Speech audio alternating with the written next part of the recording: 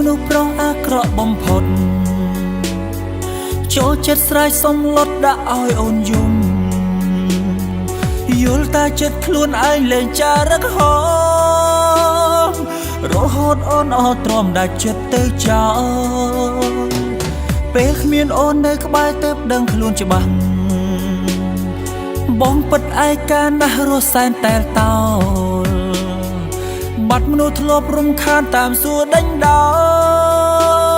លអូនទៅបាត់ស្រមោលមិនវិលមកវិញណា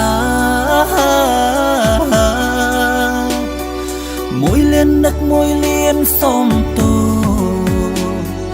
ណាអូនត្រឡប់មកដាក់ទោសបងមកណាថ្លៃ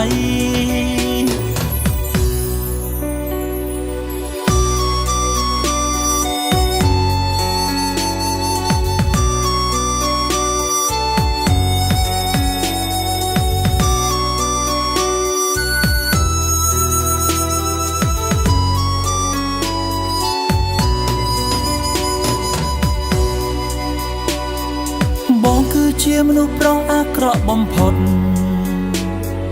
ចូលចិត្តស្រែកសំឡុតដាក់ឲ្យអូនយំ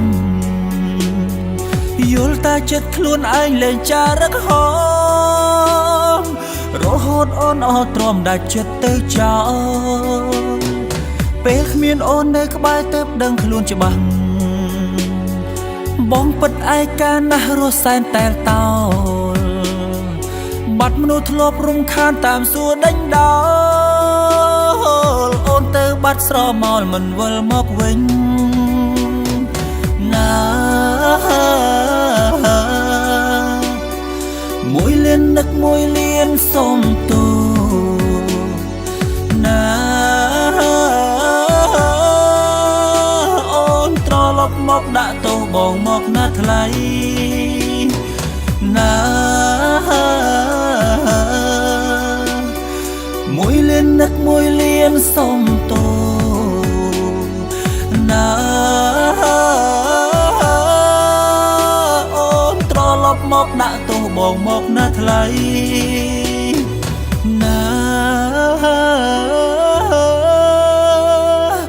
បងសន្យាថាលែងធ្វើខុសទៀតហើ